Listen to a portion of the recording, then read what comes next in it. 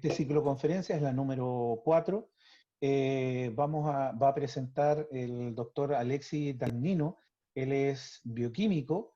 Sus líneas de investigación son neurobiología del estrés y la resiliencia, comportamiento y registro electrofisiológico en vivo, aprendizaje y memoria. Él es investigador asociado del Centro de Neurobiología y Fisiopatología Integrativa. Ha sido o ha participado y ha dirigido varios proyectos Fondesis y una cantidad también importante de lo que son de publicaciones. Hoy día nos viene a hablar, él es de la Universidad del Paraíso y nos viene a hablar sobre estrés e envejecimiento, que es un tema pero súper actual. Profesor. Sí, pues no, gracias, bueno, de nuevo por la invitación y bueno, en base a lo que estábamos conversando anteriormente, yo la mayoría de mi investigación antes de la pandemia la había orientado netamente a los efectos del estrés en la infancia y en la adultez. Entonces, en vista de todo lo que está pasando, yo le estoy dando una nueva orientación a mi investigación y redirigiéndola al tema del envejecimiento. Entonces, ahí yo di otra presentación anteriormente que está grabado un poco el hecho de explicar de manera más profunda lo que es el estrés. Ahora lo voy a definir de una manera más resumida, pero si alguien quiere explorar más lo que es el concepto del estrés y sistemas neuroendocrinos involucrados en la respuesta al estrés, creo que mi presentación está disponible, la que di como el primer semestre, creo. Pero en general el estrés es un concepto que ya tiene más de 100 años, ¿ya? Y este concepto está relacionado con nuestra capacidad de adaptarnos al ambiente en que vivimos, de adaptarnos a la adversidad. Nosotros, al igual que todos los animales, los seres vivos, vivimos en un ambiente de constante cambio. Bueno, lo mismo del virus es un gran ejemplo de eso, porque si bien estos cambios no solamente son físicos, también son a nivel psicológico y a nivel también eh, de amenazas, bueno, como mencioné anteriormente, de virus. El punto es que cómo nosotros nos adaptamos a la adversidad, nos adaptamos a estos cambios ambientales. Y este concepto fue creado por este médico austrohúngaro, bueno, y científico Hans Selye, y él propuso que este concepto llamado estrés trata de explicar a nivel biológico y fisiológico cómo nuestro cuerpo se adapta a este ambiente en que vivimos, físico y psicológico cambiante, ¿ya? Y una de las cosas que propuso Hanselier es que el que dirigía nuestra adaptación fisiológica al estrés es el cerebro. Por eso la mayoría de las investigaciones relacionadas con el estrés se han concentrado más a nivel de la neurociencia, específicamente en mecanismos neuronales relacionados con el desarrollo de enfermedades eh, eh, neuropsiquiátricas, como la depresión. Y qué es lo que es importante en este sentido, es que cómo nuestro cerebro va generando la adaptación a este ambiente en que vivimos, va variando desde la infancia a la adultez y la vejez. ¿Por qué razón? Porque las áreas del cerebro que regulan nuestra respuesta al estrés tienen diferente maduración, ¿ya? Y bueno, en lo que se sabe ya más o menos a nivel clínico, desde más o menos los años 70, 80, es que a nivel epidemiológico, cuando nosotros no desarrollamos una respuesta adaptativa frente a las demandas que tenemos de nuestro ambiente, el estrés se convierte en un factor de riesgo para desarrollar enfermedades principalmente relacionadas con el ánimo, los trastornos depresivos, los trastornos ansiosos y también enfermedades neurodegenerativas como el Alzheimer y el Parkinson. ¿ya? Si bien dentro de esta explicación del concepto del estrés, yo lo estoy relacionando muy fuerte con enfermedades neuropsiquiátricas, el estrés con los años ha demostrado que es el principal factor de riesgo por el estilo de vida que tenemos nosotros, especialmente los occidentales, a desarrollar casi todas las enfermedades crónicas que padecemos, que tienen una alta prevalencia en nosotros los seres humanos, como las enfermedades cardiovasculares, la diabetes tipo 2, algunos tipos de cáncer y el aumento de la vulnerabilidad de nuestro cerebro a desarrollar determinados tipos de adicciones. Por eso es que el estrés antes de la pandemia ya ahora se ha agudizado más, es un factor de riesgo extremadamente importante para poder entender el origen de las enfermedades mentales. ¿Cómo es esta situación en la vejez? ¿Ya? Lo que sabemos es que en el caso de los adultos mayores, comparado con los adultos, presentan altos niveles de estrés. Entonces, ahí viene una duda. Si es algo propio de la biología del envejecimiento que está relacionado con el aumento del nivel de estrés en los adultos mayores, o es la comorbilidad de enfermedades relacionadas con la vejez la que aumentan los niveles de estrés. Por ejemplo, no sé, bueno, a mi edad, 48 años, ya estoy acostumbrado a moverme, a hacer varias cosas por mí mismo, pero si hay algunas enfermedades de la tercera edad, no sé, por la diabetes o cualquier enfermedad que involucre disminución de mi movimiento, de la capacidad locomotora de mi cuerpo, o dependencia alguna de la inyección de algunos tipos de fármacos, no sé, por el caso de la diabetes, insulina, esa comorbilidad de enfermedades y esa disminución de capacidades de autovalencia son las que aumentan los niveles de estrés en la población mayor, porque generalmente uno se compara con la situación de adulto. Yo pierdo ciertas funciones. En el fondo, lo que estoy haciendo es agregar estresores extremadamente importantes a mi vida cuando uno llega a ser adulto mayor. Entonces, esa es una discusión que hay. Lo otro es que en la tercera edad, hay prevalencia de enfermedades mentales que son mayores en los adultos mayores respecto a otras. Y una de las que ha causado como gran atención es la depresión, el trastorno depresivo, los episodios de depresión en los adultos mayores. Y para que se hagan una idea, la depresión en los adultos, en los hombres, esto a nivel estándar en el mundo, es más o menos un 4% de la prevalencia y en las mujeres es un 9%, el doble que la de los hombres.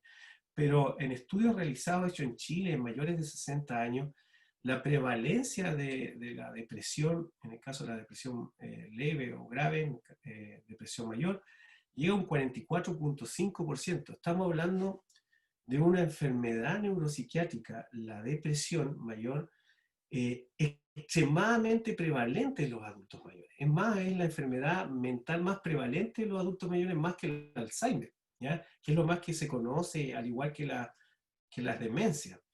Ahora, el estrés está relacionado con la depresión, ¿ya? Es la enfermedad neuropsiquiátrica más relacionada con el estrés porque el estrés afecta áreas del cerebro, del sistema límbico principalmente, que son los que regulan nuestras emociones y nuestro aprendizaje y memoria, que se deterioran. Y eso hace favorecer el desarrollo de esta enfermedad llamada depresión mayor. Entonces, lo que está muy correlacionado, más que a nivel mecanístico, a nivel más molecular, a nivel epidemiológico, es esta relación estrés, depresión, adultos mayores. Y estos últimos años, yo diría estos últimos 15 años, se ha encontrado evidencias sólidas en humanos y también en modelos animales de que hay una relación también directa entre el estrés y las demencias y también específicamente el Alzheimer, ¿ya? Que es lo que voy a hablar un poco más a nivel de mecanismos moleculares. Entonces, ¿qué es lo que se sabe epidemiológicamente? Que las personas que tienen más episodios depresivos en su vida tienen más probabilidad de desarrollar demencia o enfermedades neurodegenerativas como el Alzheimer. Entonces, de ahí está la relación muy fuerte a nivel epidemiológico entre la depresión y muy fuerte en la aparición del Alzheimer. Entonces, ¿qué sabemos del envejecimiento y el estrés? Y lo primero que se descubrió fue que hay una enzima. A ver, voy a correr esto. Genetic structure. Ay, espera.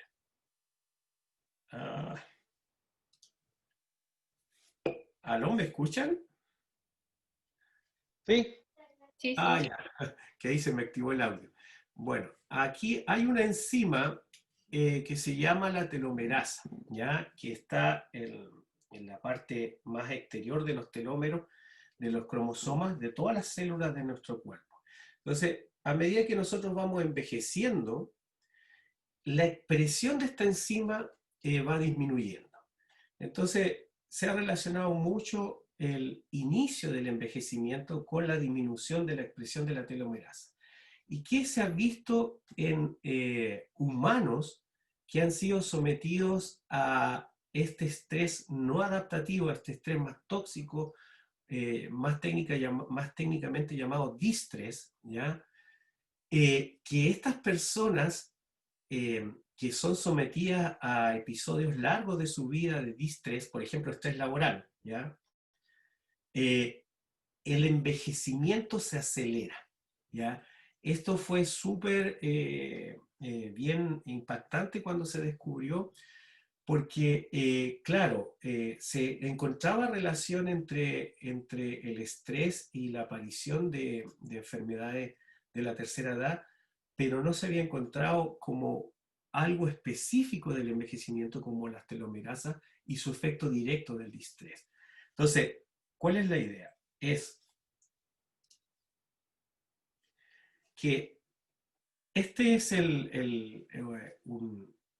un envejecimiento, qué sé yo, celular, ¿ya? La expresión de la telomerasa, a medida que uno va envejeciendo, esta expresión de la telomerasa va disminuyendo, nuestros telómeros en todas las células de nuestros cuerpos van disminuyendo de tamaño y eso gatilla una serie de mecanismos biológicos que predisponen al desarrollo de las enfermedades relacionadas con la tercera edad.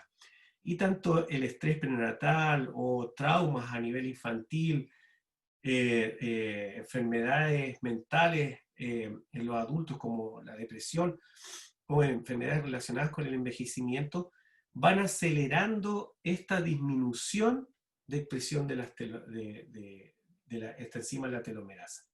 Y aquí es donde está el link directo entre distrés o este estrés no adaptativo con el aceleramiento del envejecimiento de las personas. Más allá de que uno se pueda ver joven en la tercera edad, este envejecimiento es a nivel más biológico y especialmente en células relacionadas con el procesamiento de la información en el caso del sistema nervioso central.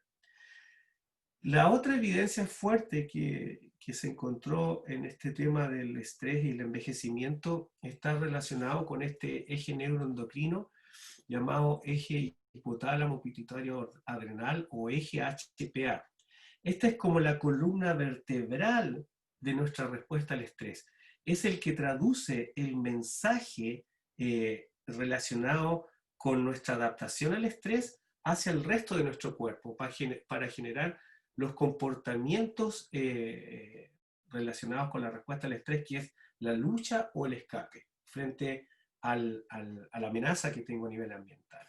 Entonces, este eje, bueno, obviamente está formado por esta estructura primitiva del cerebro llamado el hipotálamo, la liberación hacia la hipófisis de un factor liberador de corticotropina o CRH o CRF, la transformación del lenguaje neuroquímico de la sinapsis en un lenguaje hormonal a través de la síntesis y liberación de esta hormona llamada CTH y la liberación al torrente sanguíneo, en el cual esta enzima llega hacia la corteza de las glándulas adrenales para producir la hormona del estrés, que es el cortisol, junto con otros tipos de hormonas esteroidales. Pero en el contexto del estrés, el cortisol es la principal hormona porque es la que moviliza el azúcar desde el hígado para aumentar la glicemia y tener la energía para desarrollar la lucha y el escape, y la misma glucosa que llega al cerebro para activar todas estas zonas que controlan nuestra respuesta al estrés. Y desde la médula de las glándulas adrenales, específicamente las células cromafines, a través de la inervación simpática que llega desde, que se regula desde el hipotálamo, genera la producción de adrenalina, que es la hormona que hace que nuestro corazón lata más rápido en una situación estresante, ocurra vasoconstricción, se acelere la movilización de la sangre de nuestro cuerpo y así la glucosa pueda llegar a nuestros músculos y al cerebro. Entonces, este eje HPA, cuando nosotros envejecemos, su funcionamiento se altera. ¿Cómo ocurre esto? Normalmente, en un adulto sano, el control del eje HPA ocurre principalmente a través del hipotálamo, ¿ya? Por el hipocampo. Hay un área del hipocampo que se llama el subignus CA1, donde se proyectan neuronas glutamátérgicas que sinaptan con otra área del cerebro que es el BNCT y activa la inhibición del hipotálamo. O sea, el hipocampo es como el freno del eje HPA. Lo mismo ocurre a nivel de la corteza prefrontal. Entonces, cada vez que nosotros nos estresamos, en el caso de un adulto sano, desde las glándulas adrenales se libera el cortisol, pero una vez que se adapta a lo que nos está estresando del medio ambiente, este cortisol, como es apolar, atraviesa la barrera hematoencefálica y llega hacia el hipocampo y se une a estos receptores de glucocorticoides, activa el hipocampo y detiene el funcionamiento del hipotálamo, y con eso se frena el eje HPA. Gracias a eso nosotros nos estresamos, luego de la adaptación disminuye la actividad de este eje neuroendocrino. Pero en los adultos mayores, una de las glándulas que envejece rápidamente son las glándulas adrenales. Ocurre hipertrofia de las glándulas adrenales. Entonces, en los adultos mayores se libera mucho cortisol, mucha hormona del estrés. Y eso hace, por un mecanismo de retroalimentación negativa o feedback negativo, que haya una disminución de receptores de glucocorticoides en el hipocampo. Y eso hace de que se pierda, el hipocampo pierda la capacidad de control del hipotálamo. Y con eso se pierde el control de la actividad del eje HPA. En palabras más relacionadas con la realidad que estamos viviendo, ¿cómo los adultos mayores están viviendo esta situación estresante de la pandemia? Es totalmente diferente a un adulto joven sano, en el sentido de que la respuesta al estrés de la pandemia, en el caso de los adultos mayores, es más exacerbada que un adulto, ¿ya? Producto del envejecimiento de las glándulas adrenales. Entonces, ahí esto genera un problema, ¿ya? El hecho de tener demasiado cortisol cada vez que yo me estreso o me expongo a una amenaza de nuestro medio ambiente. ¿Qué es lo que se sabe? Como mencionaba anteriormente, existe una relación muy directa entre la depresión y el Alzheimer, ¿ya? Y en modelos animales de la enfermedad de Alzheimer, ¿ya? En 2 modelos transgénicos, lo que se ha visto es algo muy similar a lo que ocurre en los humanos, que en estos modelos animales de la enfermedad de Alzheimer, son ratoncitos, presentan demasiados glucocorticoides. En el caso de los roedores, el principal glucocorticoide de la respuesta al estrés es la corticosterona, es el análogo del cortisol. Y estos animalitos, cada vez que se ponen frente a una situación estresante, algunos modelos de estrés, que se han ocupado en ello, presentan un aumento de liberación de corticosterona comparado con ratones controles, ¿ya? Y lo otro, que obviamente como es un modelo animal, se puede saber más de la ultraestructura del cerebro, se ha encontrado que en el hipocampo estos ratoncitos de modelos de Alzheimer, cada vez que se estresan y no se adaptan al estrés que están viviendo, se tiende a acumular más péptido A beta, comparado con animales también transgénicos que no se exponen al estrés. Entonces, tenemos evidencias tanto en humanos como en modelos animales de la enfermedad de Alzheimer de que hay una correlación muy fuerte entre estrés, depresión, en el caso de los modelos animales son comportamientos similares a la depresión, y el desarrollo fisiopatológico de esta enfermedad de Alzheimer. Como estos descubrimientos no han sido hace mucho tiempo, discúlpenme, mi gatita, como estos descubrimientos han sido hace poco tiempo, se han propuesto mecanismos biológicos para explicar esto y es lo que se está, en este momento es un foco de investigación bien importante, esta relación entre estrés, depresión y Alzheimer. Y una de las cosas que se ha propuesto y que se están investigando, principalmente un grupo de investigación en Portugal, es que el receptor de glucocorticoide, ya que está acá como GR, se expresa en la mayoría de las células de nuestro cuerpo, pero en el hipocampo, en la corteza frontal y en la amígdala, son los lugares de todo nuestro cuerpo donde más se expresa este receptor de glucocorticoide. Como en el caso del cortisol es una hormona apolar, atraviesa no solamente la barrera hematoencefálica, también la membrana plasmática de las neuronas y se une a receptores de glucocorticoides que están localizados a nivel del citoplasma. ¿Qué es lo que genera esto?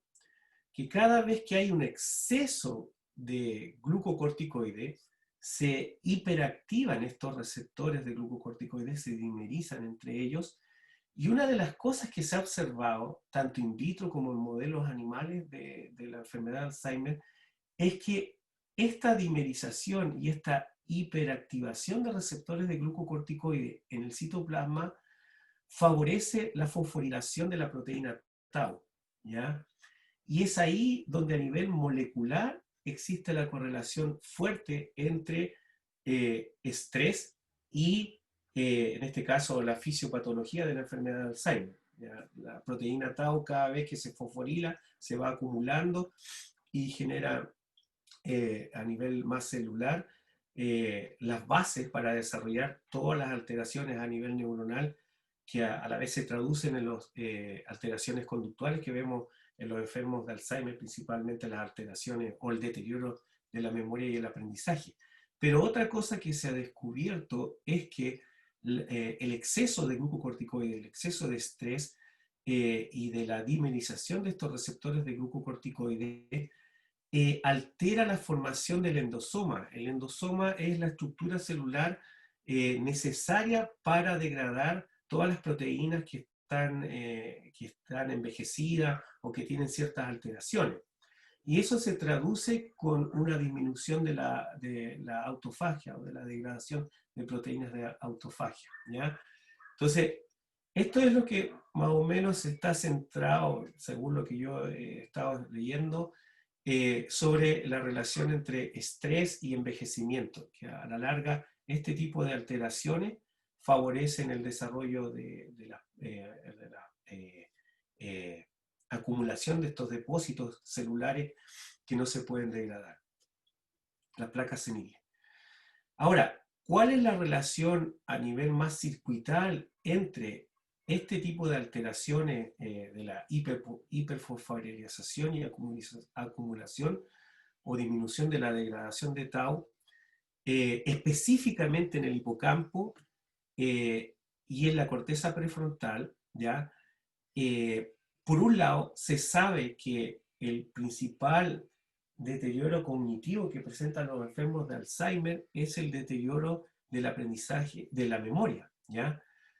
Y esta misma estructura, el hipocampo y la corteza prefrontal, son las que están también relacionadas con la aparición del episodio depresivo, ¿ya? Más aún, antes de que se conozca esta relación entre depresión y Alzheimer, el foco de la investigación del estrés, por ejemplo, en los años 90, 80, estaba centrado principalmente en la corteza prefrontal y en el hipocampo. Entonces, estas dos estructuras presentan esta acumulación o hiperfosforilación de esta proteína tau y una serie de alteraciones neuronales que llevan a la muerte de las neuronas. Y en el caso de neuroimágenes, se ve una atrofia tanto del hipocampo como de la corteza prefrontal. De modo más sencillo, las estructuras cerebrales que están involucradas en la aparición de las demencias, el decline cognitivo y la enfermedad de Alzheimer son muy similares a las áreas del cerebro que se deterioran para desarrollar el episodio depresivo. Por eso es que se propone que podría ser mecanísticamente explicado ambas enfermedades, tanto el desarrollo de la depresión como el desarrollo del Alzheimer. En el fondo, la depresión podría ser uno de los primeros pasos para desarrollar la enfermedad de Alzheimer. ¿Ya? Esas son propuestas, que es lo que se ve acá en esta imagen. Es que acá tenemos el estado del ánimo y cognitivo, ¿ya? Y acá la edad. Entonces hay un envejecimiento normal, probablemente producto de algunas comorbilidades propias de enfermedades del envejecimiento. Hay un deterioro un poco del ánimo, ¿ya? Pero no a nivel tan patológico, ¿ya?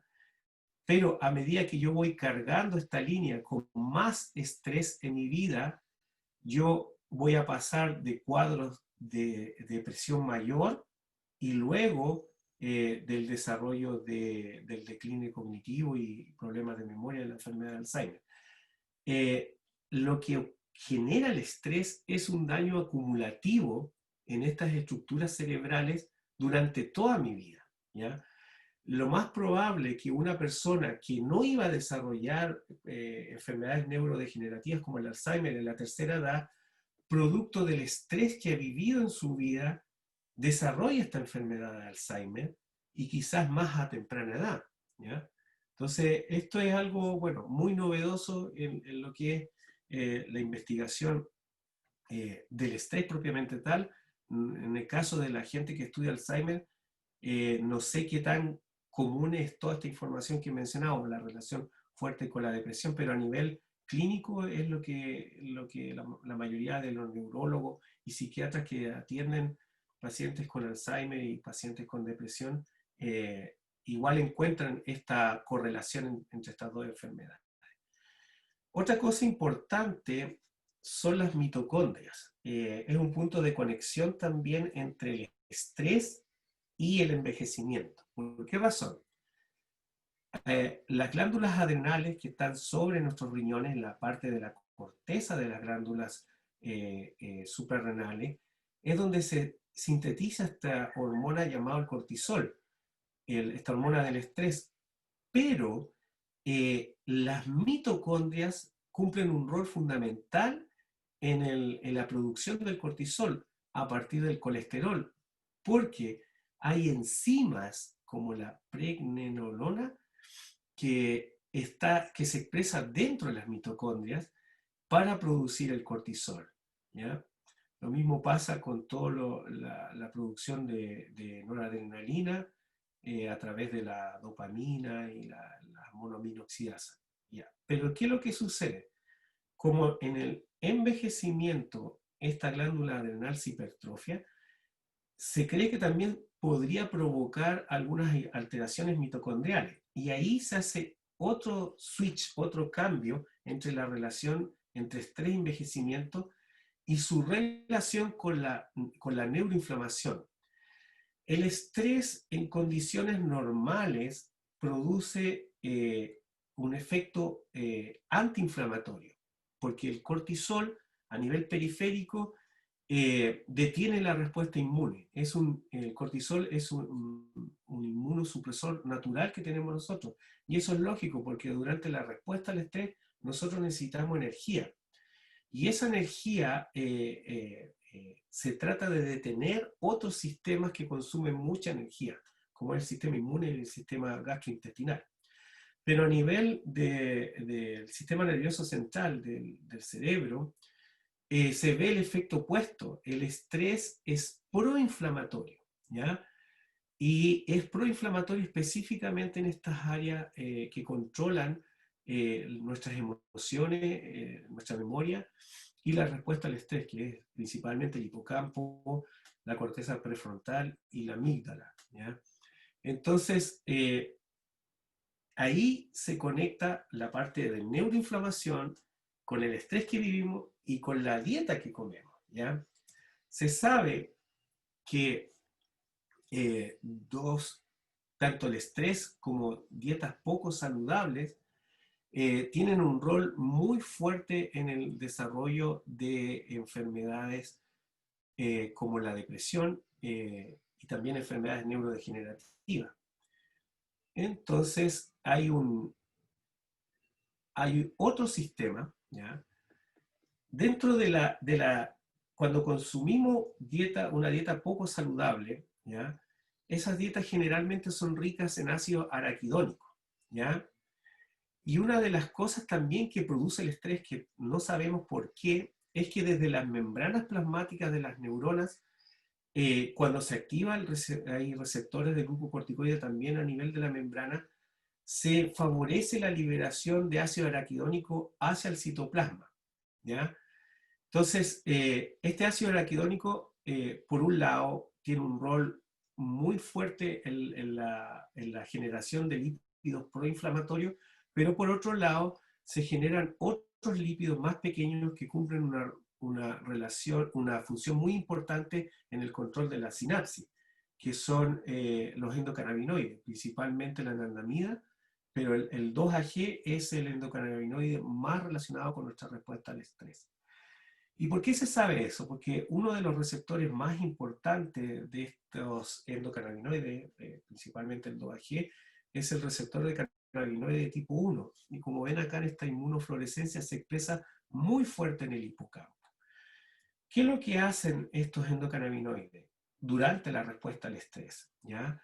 Como son lípidos, se favorece la activación a nivel retrógrado de los receptores de cannabinoide tipo 1 a nivel presináptico, y estos receptores en el hipocampo se expresan mayoritariamente en las neuronas GABAérgicas, ¿ya?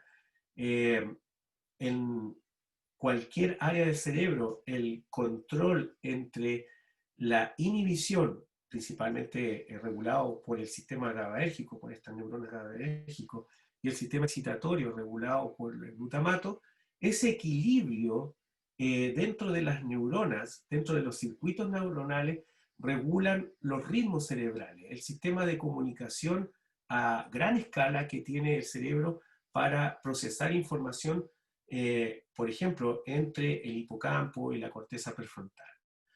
¿Qué es lo que se sabe? Es que este sistema endocannabinoide cumple un rol importantísimo en la respuesta al estrés, que tanto en una situación de estrés crónico o estrés agudo, varios mediadores de este sistema se alteran sus concentraciones, que el receptor, en el caso del receptor CB1, del receptor de cannabinoide tipo 1, aumenta su expresión en los animales estresados. ¿Y qué es lo que aquí yo ya propongo y es una línea de investigación que estoy tratando de impulsar, que obviamente podría tener cabida en el tema del envejecimiento, es que cómo se pueden estudiar al mismo tiempo los dos factores más importantes que afectan el envejecimiento o que convierten el envejecimiento normal en envejecimiento patológico en la tercera edad, los animales, en este caso de laboratorio envejecidos. A nivel humano sabemos que es el estrés y que es la dieta. En el caso de los adultos mayores, no es solamente una dieta poco saludable. Obviamente, en el caso de Chile, la tercera edad está muy también relacionado con un contexto de pobreza, o sea, el consumo de alimentos más ricos en azúcares, qué sé yo, tallarines y esas cosas que son más baratos, ¿ya? ¿Cómo se conecta esto con la actividad neuronal a nivel del hipocampo? Es que tanto este estrés negativo como estas dietas poco saludables regulan la concentración de estos fosfolípidos en la membrana plasmática, ¿ya? Los N6 son los ácidos araquidónicos y los N3 es el DHA. Entonces, cuando yo estoy envejeciendo, libero de manera natural, producto del envejecimiento, más cortisol, o sea, mi cerebro se hace más vulnerable al estrés. Y por otro lado, producto de la pobreza, producto de una serie de efectos, mi calidad nutricional se altera. Estos dos factores hacen que crezca esta relación de N6 y N3 de estos lípidos de las membranas plasmáticas. Y eso favorece de que haya más probabilidad o más disposición de ácido araquidónico dentro de las neuronas en estas áreas del cerebro que regulan la memoria y la respuesta al estrés. Y este aumento en este caso de ácido araquidónico, por un lado favorece la formación de lípidos proinflamatorios y con eso uno puede explicar por qué en el estrés la neuroinflamación ocurre específicamente en estructuras del sistema límbico que regulan las emociones y la memoria, y no así en todo el cerebro. Y por otro lado, este aumento de estos lípidos más pequeños, llamados endocannabinoides, desregulan el sistema excitatorio inhibitorio en estas áreas relacionadas con la memoria. Por eso se podría explicar el decline cognitivo no solamente en la memoria, producto de la memoria episódica, en el caso del hipocampo, también en un decline cognitivo más relacionado con la corteza frontal. Entonces, esto es lo que yo publiqué el año pasado, que es un modelo para explicar el desarrollo de enfermedades neuropsiquiátricas a diferentes edades, ¿ya? Que también puede ser utilizado en los adultos mayores. Es que tanto el distrés, el estrés en el componente más negativo para el cerebro, más tóxico para el cerebro, como una dieta poco saludable, a la larga hiperactivarían este sistema endocannabinoide en el hipocampo, en la corteza prefrontal, y este imbalance o este desbalance excitatorio inhibitorio sería el gatillador de estas enfermedades como la depresión o como en el caso del desarrollo de enfermedades neurodegenerativas. Y esto abre una gran posibilidad en el que nosotros podemos controlar ambos factores. O sea, sin necesidad de fármacos, cambiando ciertos aspectos de nuestro estilo de vida que tenemos en la vejez, podríamos tener un impacto más a nivel de la salud del cerebro. Y obviamente todas estas investigaciones han sido financiadas por Fondes y un anillo de ciencia y tecnología, y bueno, todos los alumnos que han participado en ella.